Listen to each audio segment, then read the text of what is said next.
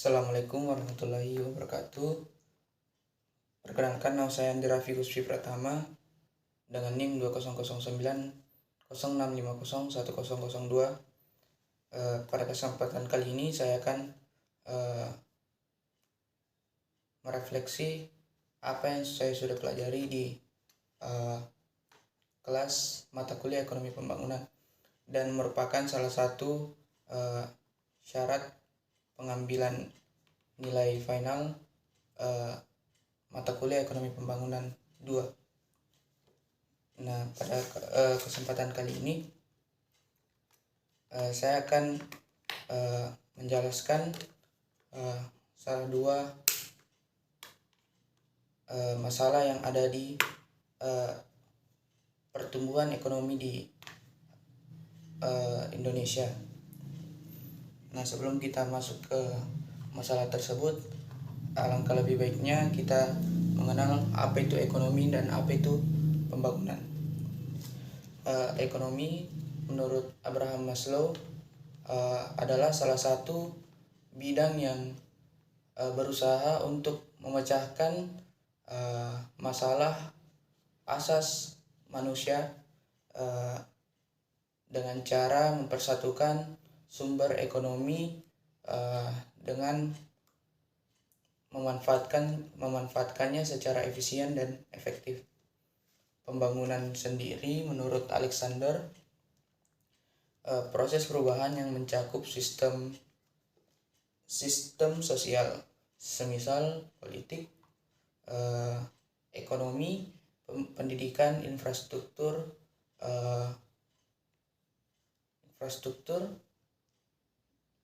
teknologi, dan budaya. Nah, di ekonomi pembangunan sendiri, terkhususnya di masalah pertumbuhan ekonomi, tidak terlepas dengan pertumbuhan penduduk di suatu negara. Nah, pertumbuhan penduduk itu sendiri yang memiliki arti perubahan populasi, yakni bertambah banyaknya manusia yang ada di negara tersebut. Akan tetapi pertumbuhan penduduk itu sendiri memiliki dampak negatif dan positif. Nah, mungkin dampak positif yang ditimbulkan oleh pertumbuhan penduduk adalah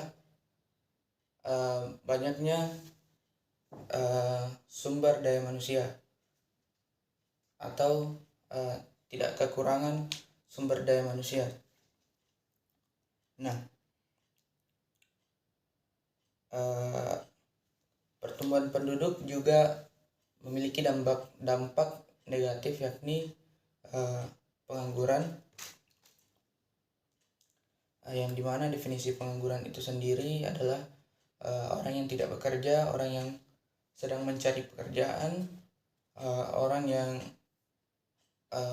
tidak bekerja lebih dari 2 hari dalam seminggu. Nah, dampak yang ditimbulkan oleh pengangguran adalah yang pertama, menurunkan pendapatan per kapita, yang dimana rumus pendapatan per kapita itu sendiri adalah PDB dikali jumlah penduduk yang ada. Nah, yang kedua, ada biaya sosial. Dampak yang ditimbulkan oleh pengangguran adalah bertambahnya biaya sosial yang dikeluarkan oleh negara terhadap masyarakat yang ada, dikarenakan tingginya depresi akibat terlalu lama menganggur, akhirnya menyebabkan biaya kesehatan meningkat, dan begitu pula biaya keamanan dikarenakan pengangguran dapat berpotensi menimbulkan angka kriminalitas yang tinggi. Nah, selain dari masalah pertumbuhan penduduk, mungkin yang kali ini saya akan bahas adalah pembangunan infrastruktur yang tidak merata. Seperti yang kita ketahui, di Indonesia sendiri memiliki ibu kota yang berada di Pulau Jawa, yakni ibu kota DKI Jakarta. Nah, jika dibandingkan dengan infrastruktur yang ada di Kota Makassar sendiri, terdapat kesenjangan fasilitas yang bisa saja meningkatkan atau menggenjot kehidupan masyarakat. Nah, di Jakarta sendiri memiliki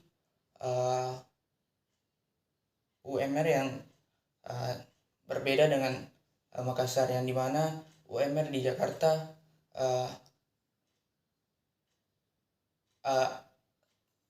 agak tinggi dibandingkan dengan UMR yang ada di Makassar itu sendiri. Mungkin itu saja yang bisa saya paparkan. Kurang lebihnya mohon dimaafkan. Assalamualaikum warahmatullahi wabarakatuh.